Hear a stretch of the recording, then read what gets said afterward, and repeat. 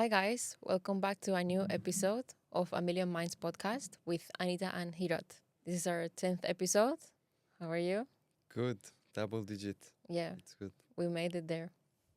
And it's just going to keep coming. Yes. Okay, we're going to continue a little bit from last episode talking about real estate.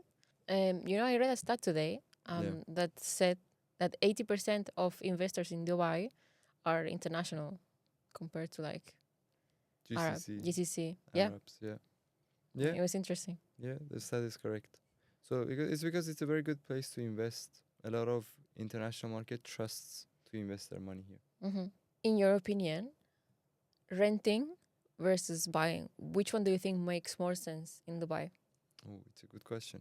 I would say it really depends. If you have the money to rent, Imagine you have the access. it goes both way around. A lot of people want to live rich in a good area, in a big house, whatever, because they might even have a big family. But then they don't have the money. So these people obviously have to rent that house that they cannot buy and buy houses that are lower. They're renting a house in Palm Jumeirah that is maybe 300-400K a year rent, but they only have 1 million to invest, so they go buy a $1 million investment, a studio or a one bedroom, and they rent it, or they wait, they buy it phase one, they sell it on handover. This is the first case. The second case is the opposite. Is someone might be very rich, quite rich, but not billionaire rich. I'm talking about like they have 10 million, but it's wrong for them to go buy a property that is 10 million and live in it. So they're better off for themselves live somewhere with, one bedroom, two bedrooms in a good area in a nice apartment, but a $2 million house. And then with their other 8 million go buy houses that are even bigger. They might even buy a $5 million villa and rent it out to a family, because they might not be a family. So it's both ways. I know people who are millionaires and they live in a studio just because they're a single guy. You're talking about They rich can't people that reach are it. buying. No, they're renting. So Okay, they because you're go not. rent in a $2 million property. They rent it. And then they put their money, all of their 10 million, in an off plan that is going to become 15 million by the time it's handed over. And in these 3 years, they pay 90K a year. Three times, 270K. They pay 270K in rent and they make 5 million. So this means if they make 50 million, it means 50%. If they bought some property, the same property they're paying 90K rent for, if they bought that for 2 million, they would lose 50% increase on their 2 million, correct? 50% increase on their 2 million is 1 million. So they just stop themselves earning 1 million, saving themselves 270K in rent, when they could have paid 270K in rent and earn 1 million. In this calculation, they're losing 730K. Do you see what I mean? So if they rent and they put that money, instead of living in it, into work in a place that is giving them 50%, they're gonna make, why? Because that 2 million in that project is making 50%. But they're paying in their place the same 2 million house that they're not gonna buy now, they're paying 6% rental yield. So they are 43% in front Mm, on that 2 million. yeah, We're not talking about the 8. The 8 is gonna be invested anyways in this case, both cases that yeah. I'm giving an example. But even the 2 million, you pay 6% rent, you make 50% on it, you're winning. Hmm. Let's go with the next question. What do you think are the top mistakes that investors make in Dubai? That's one of them, actually. The question before. I know actually a lot of people who do this. For example, if they want to buy a Lamborghini costs 800K minimum. A Lamborghini euros, for example. Dirhams. Dirhams, yes, 800K dirhams. So it costs 800K to buy that car outright, right? Now you can rent it for around 30K a month, 1,000 a day, something like this. You can rent a Lambo. So that means every month you're paying 30K, right? So, but if you use that 800K to start a business that is giving you in profits, net profit, I'm not talking about revenue, net profit, if it's giving you more than this, and even calculating some sort of salary for yourself, if you're investing your time as an employee, as a managing director or something, running things in your own company, if you factor in all of that, take your salary for yourself, take all the costs out, everything out, and it's giving you more than 30K, it's better to invest that money in your business and rent out the Lambo until you're making so much money that 800K is nothing to you to buy it. You know, your 1 month advertising campaign is 800K. Yeah. So you know, you're like, it doesn't matter. This money coming into my business doesn't move anything anyways. Yeah. You know, but if you're going from zero up, it's easier to do that, and you don't even have to rent it. You can finance it. You can finance a Lambo for 16K a month. Yeah. You know. Yeah. But And a lot of people go buy it outright. Why? most of the people. Yeah. And the one element is they have to pay interest on that loan that they take. Yeah, but the interest, a lot of times it's like 0% first year, and then from there for 6 years or 7 years, for 6 years or 4 years. It depends on the year of your car as well here. If it's 5 year old, you can only take 5 year loan on it, you know, and the loan amount is like 3.5%, something like this. So it's better to finance the Lambo, start your business, but I guess you take the risk. If you buy a Lambo, you just buy a Lambo, you sit in it. No risk, no nothing. Yeah. You have a Lambo. You can sleep in it. Yeah. You can make Uber. Yeah. Let's shift the mood a little, okay, towards something else, more like real life talk. Right. Because we've been talking about real estate for some time. Real estate, real life. Yeah, real estate, real life. That's a good name for the podcast, actually. Yeah, that's true. Yeah, that's true. We should have considered it. We were like so long looking for the RERL. RERL. yeah. Yeah, Rel. Yeah, I think it doesn't work like if you just put the No. the initials, but Yeah. on its own, Like it's so good. a big real, small state life. Yeah, Real estate, real life. Cool. yeah. We might Okay. actually consider changing. No. It will be an addition, Why? because that will be real estate and real life, and this one will make it more fun. Which one? Are we already so fun? No, I don't think so. Sometimes Yeah. it gets too philosophical and calculation and life and bills. Yeah, whoa, It's just this one will be just dissing Barcelona basically the right. whole time. So no real estate. In Million Minds, no. A Million A Minds. Million Minds this in Barcelona. I thought it was the other one. No. The other one will be all of The these. serious yeah. one. Okay. This one will be just like A Million Minds saying how bad Barcelona is. United against I'll bring a Barcelona. million guests. Who are Real Madrid fans. Yes. And that will be easy to find. How many fans there are officially? 630 Just grab million? 1 million from the 630 that Ronaldo has. How many? 630. Yeah. Grab. Yeah. Easy. Yeah, I think what we can find like a good 1 million here in UAE Yeah. for sure. That Yeah. support Real Madrid for sure. Okay, we'll consider that for after. Yeah, because we were looking for the name for so long, and then I can't believe we just came up with that, which is very good. Okay, so we have both, I think, lived alone, like on our own, and we have both lived with someone else, like family or friends, or So which one do you think it teaches you more? Living alone. Why? Living alone, because living alone is the moment you self-reflect a lot as well, I would say. And you have to do everything on your own, which helps you learn new things, helps you learn yourself better, for sure. Helps you learn. When you're living with other people, there's a lot of rules. You just do it for them, and mistakes that you blame on them when it's on you, really, and things like that. But when it's just you and you know you can't blame anyone. You know you have to do everything. You know you have to get it right. So you do a better progress, usually.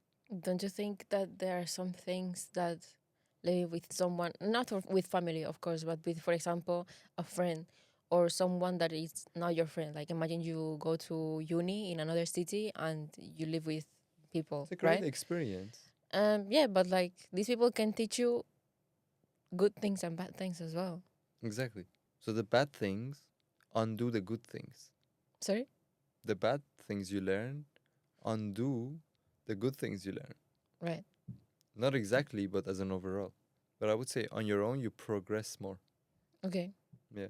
People don't like to learn things from everyone else. We all resist it. Which one? Who here sits there listening to everything that their parents say? All the wise things that the older generation tell them. They don't. They go do the same mistake, then they learn from it. True. Right? So people need to experience it firsthand. This is the best way humans learn.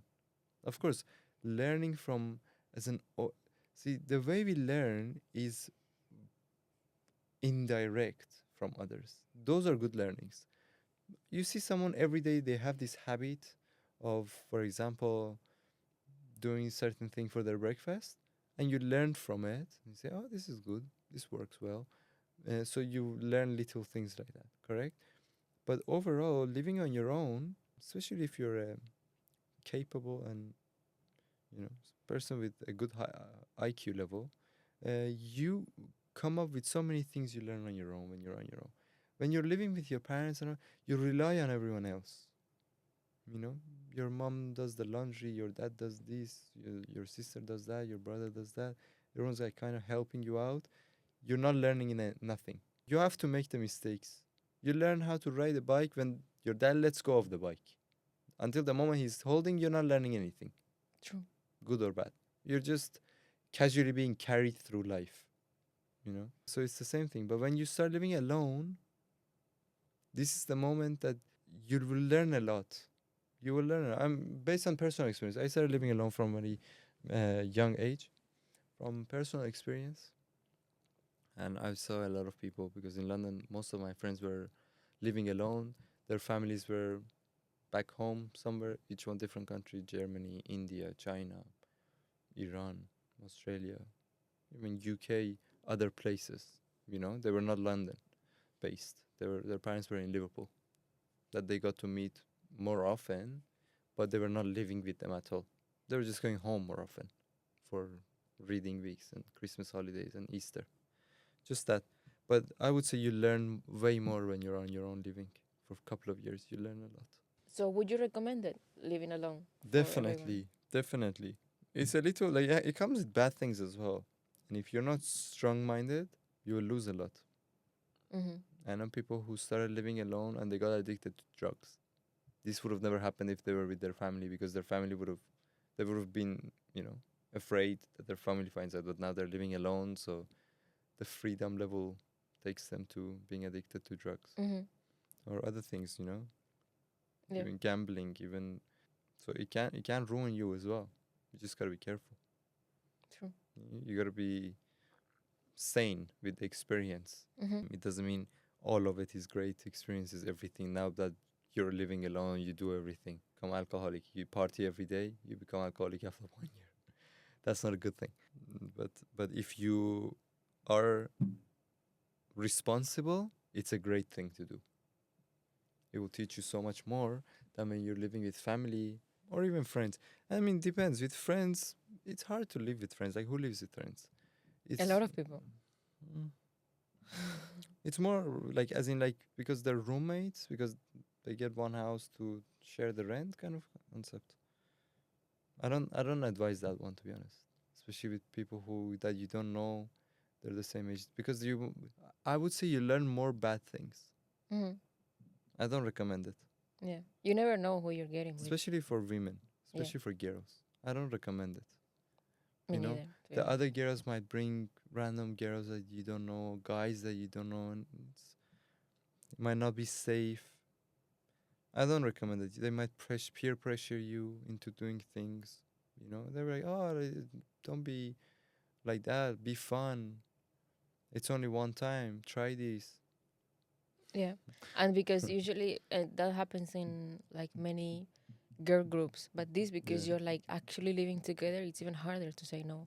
Especially with girls, because girls become like super girly with each other, and then they can't say no to each other sometimes when they're too involved. I've seen it. Guys are less like this. They no man, I don't want to do it. Yeah. You know, Yeah. they if they don't want to do it, they don't do it. Yeah. It's more likely for girls to be peer pressured because they're shy, more shy and more, they just go with the flow as well. Guys are more like they have their own opinions. They want to say yes or no to things. So this saves them here, Mm-hmm. this behavior. But I don't think it's good for girls to live with other people. It's actually better to live alone, Yeah. especially for good girls. Yeah. When I say good girl, I don't mean like a typical definition of a 70-year-old from a good girl. I mean good as in like smart girls who Mm-hmm. have ambitions, who have a vision for their life, Yeah. who came here, who are standing to achieve something, to be successful, to be who they want to be. Mm-hmm. They're not just like floating around. Yeah. For those people, it's better because when they're alone, they will keep their boundaries in set, and there's no one who's inside their house Yeah. with a key, literally, that peers pressures them. If they don't want a guy to come to their house, they will say no, and it's easy to have that conversation. And they don't want another girl to come and have party in their house, it's easy to have that conversation. But when your roommates who are paying the same rent as you are having that you cannot tell them no. You don't have the right to tell them no. Mm-hmm. They are paying the same rent as you. Yeah. So if they want to party every night, first of all, now you got to put up with it or report them, which you might feel awkward to do. And then they might peer pressure you, especially if there's two of them who are the same and you're the opposite. This is bad. But if it's just you go home to your safe space. It's Mm. very good. Yeah. I would say the first one would be living alone for guys or girls. People who are motivated to be doing good things and great things for themselves in life. First is living alone. Second is living with family because at least they care about you. Third is living with friends. I don't recommend living with friends. People come with different backgrounds, cultures, doesn't match. No, I think there's 4. So like one living alone, one with family, one with friends, one with people you don't know. It's different. Friends are people you don't know. I mean, yeah, but it's different to move somewhere with someone that.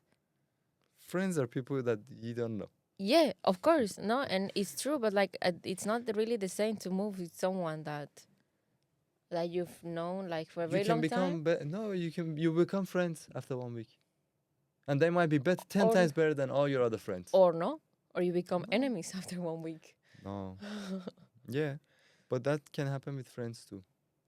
Yeah, like so No. many times you can just, you've been knowing each other for so long, but you haven't lived together, and then you have differences living together.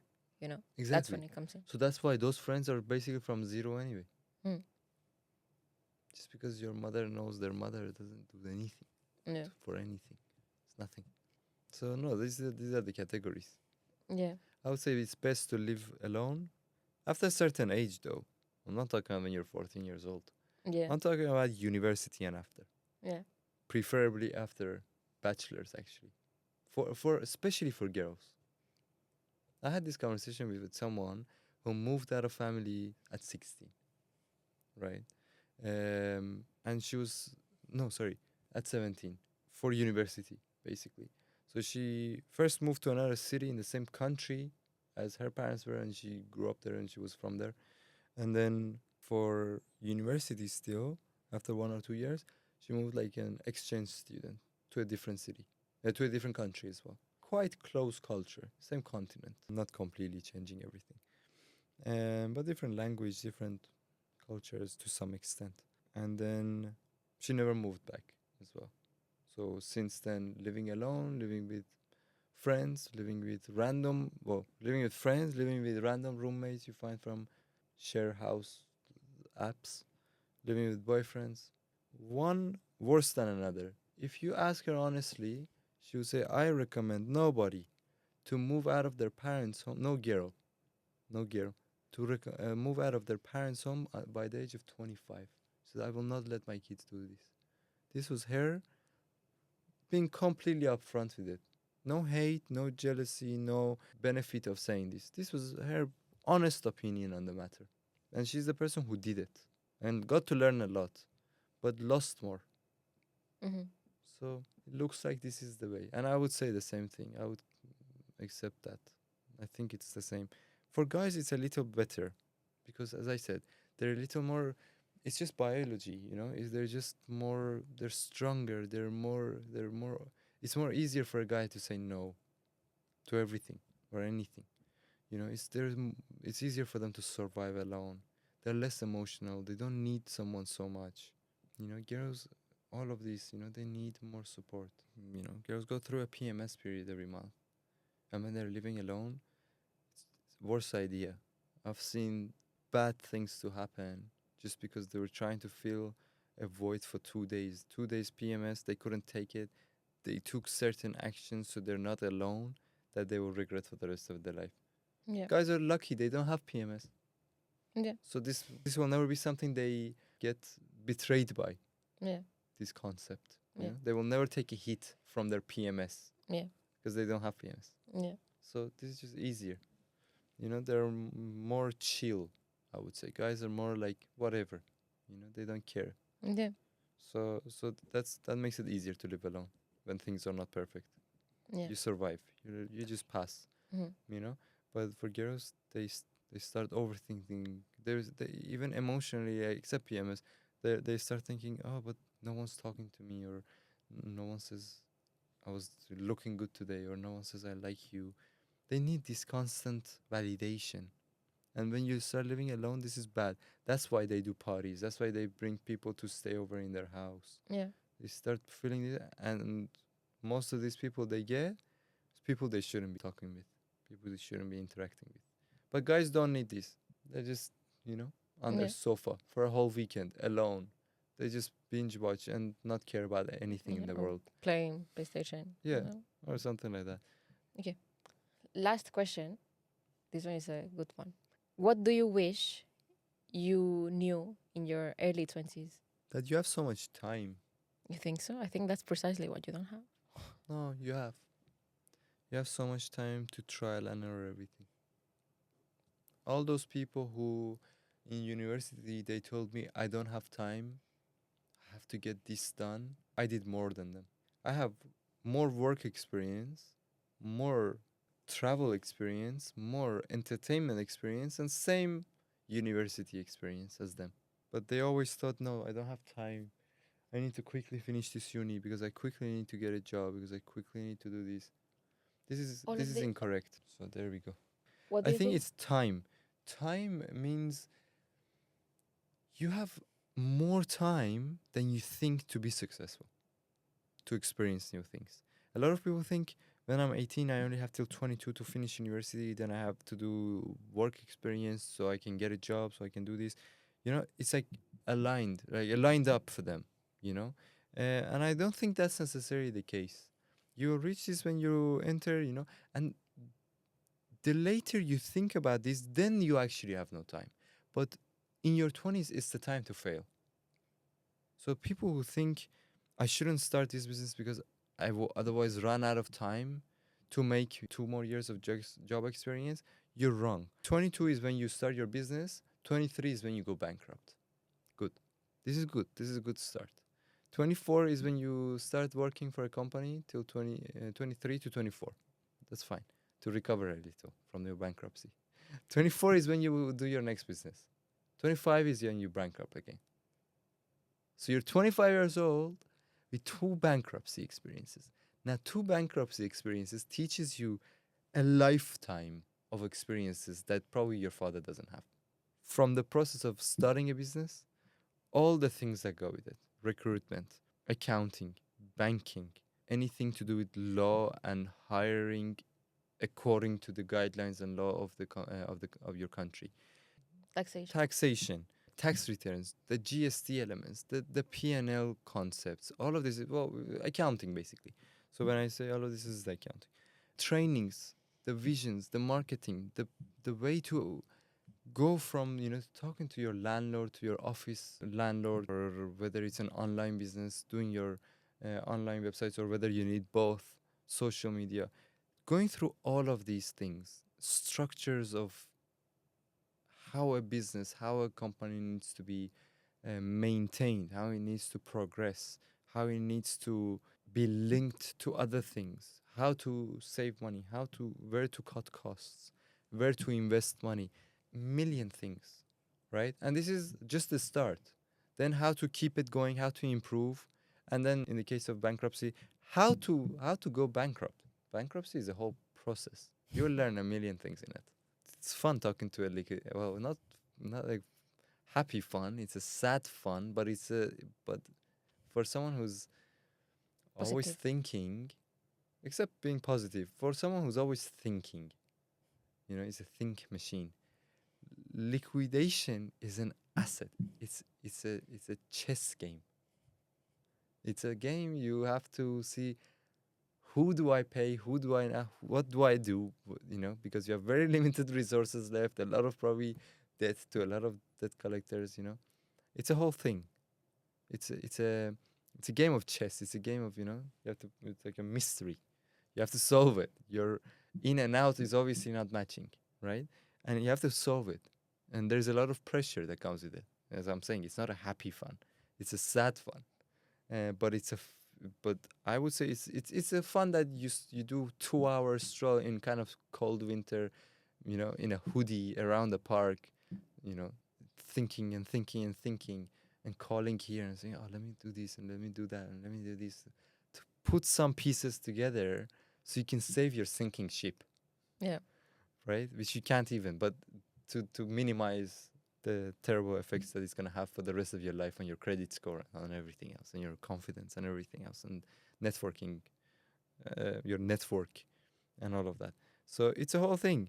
If you've passed two, they say what doesn't kill you makes you stronger. If you've passed two bankruptcies successfully without doing anything dodgy, without running away, without, prisoning yourself, without all of this, if you've passed two bankruptcies, you started a business, it didn't work out, you close the business as much as you can in a fine manner, right? But standing there, not running away, standing there like, okay, as much as you can. If you have two of those experiences at the age of 25, you are so in front compared to so many people. You're Yeah. so in front. If you have two relationships that you went through 2 years and you had up and down, live together, learn from each other, bad things, good things, you're in front, by the age of 30, this one. You don't need to have it by the age of 25. I don't think you need it. You could have it, but by the age of 30, But when I see 32-year-olds that never had a real relationship, this is why they will never marry or they will marry wrong. Mm-hmm. Because how can look, you will only do better after experiences, not after years going by. True. You understand what I mean? A 30-year-old who has never had a proper relationship, that never understood what commitment is, will not marry at 32 and have good years. He will divorce 6 months after. Because just because you're 32 doesn't make you qualified. They're like, now it's the time to, the age or the time to marry. No. You did not pass the commitment. You didn't understand what it means to share your time, your life, your home with someone else. You did not understand partnership. Just because you're 32. You're a 30-year-old inexperienced in relationship. Just because you're 32 doesn't make you a good engineer. Mm-hmm. If you haven't worked since, let's say you even have a degree. If you haven't worked from 22 to 32, you're not a senior, you're still a junior. Because you didn't work as an engineer. How can Yeah. you be a senior out of nowhere just because you're 32 years old? No, a 24-year-old might beat you because he has worked 2 years and you've worked 0 years. So this is exactly the same thing. A 25-year-old who's been through 2 bankruptcies is more wise than a 50-year-old who's never stepped 1 meter out of his comfort zone. He has nothing. He doesn't have anything. He knows no one. He hasn't tasted the cold and the hot of the life, is a Persian saying. He's just been in isolation, passing through life quietly without anyone noticing him. He's dead or alive, doesn't matter. But this 25-year-old, dead or alive matters. There's people who want him alive because they need their money from him. Yeah. You see? So they want him alive, even for his debts. Yeah. This matters. This makes you, and when you take charge, and you have ups and downs of life. When you come after a down, when you're defeated, you lose a battle, but then you pull yourself together, and you eventually, many years after, you win a war. that's the time that you will be proud of yourself. You will have real confidence. Just after how you recover from a loss. Yeah. If you man up and say, yes, I did this and I did these mistakes, you self-analyze and say, I went wrong with this. I didn't do enough in my marketing. I went wrong with my marketing. I did too much in my marketing. Or I did too much in this. I didn't choose my employees correctly. I didn't choose my vision correctly. I did whatever you did wrong. You see and sit down and try. It can be different things. It can be one thing, whatever. And you said, yes, I did this wrong. Tom me. Now I'm bankrupted. And you tell your friends, even, yeah, I'm selling my Lambo that I bought on loan. I paid 50% down payment. I'm selling it all. My 50% is going to my debt collectors. Because I did this wrong. Yeah, I'm going bankrupt. Say it. The moment you own it is the moment you start growing. I'm not saying say it like, because some people they lose and they talk too much after. They become like humble a little because you just went bankrupt. On another note, I understand you didn't get killed. You rose from it, but still you rose from bankruptcy. So it's good to be humble, but it's good to between you and you within yourself to say honestly to yourself that I tried this, I made these mistakes, I went to zero, and I managed to at least finish it off to some extent. And now I have a chance to start all over again, new chapter. This is good. It's like a relationship. When you fall in love, you have your honeymoon period, everything is fun and, cute at the start. What is her favorite color? Even this conversation is fun. 2 years down the line, this conversation is not fun anymore for most couples. They're like, I don't care what her favorite color is, mate. If you ask them, they're sick of it. So the honeymoon period you pass, you live together, all of these, it's good to not live like that I don't care about what her favorite color is. In fact, to stop it, as much as you can with a good note, to part ways and say we grew different. Maybe we were never meant to be with each other, whatever it was.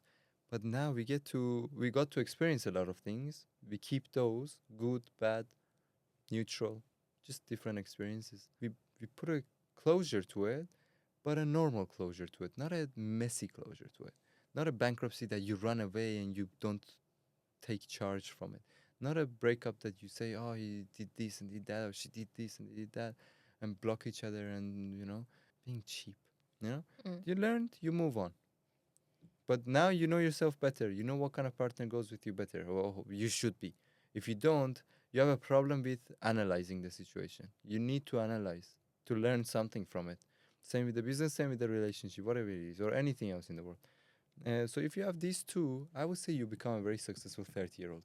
That you've tried different educations, careers, risk things. You've done different interactions with friends, family, and friends and family will be there anyway for most people, and relationships, stable relationships. I mean, when you have experience of all of these, you're matured enough, and then from 30 you can try to live life with a very good success rate because you've done mistakes, and if you've analyzed it and you learned from them, well, you shouldn't be making many mistakes anymore. Hopefully. Unless you're just crazy and you make a lot of randomly risked things, then you always have new things to learn. Yeah. But if you try to settle down a little and continue in what you've learned, you'll do good. Yeah. You don't go again in something uncharted territory. Okay. Thank you once again for your knowledge. Today we had real estate and we had life. Yes. Real estate, real life. Yeah. So yeah, we'll see you on the next episode, and that's it for today, guys. Bye bye. Thank you. Bye bye.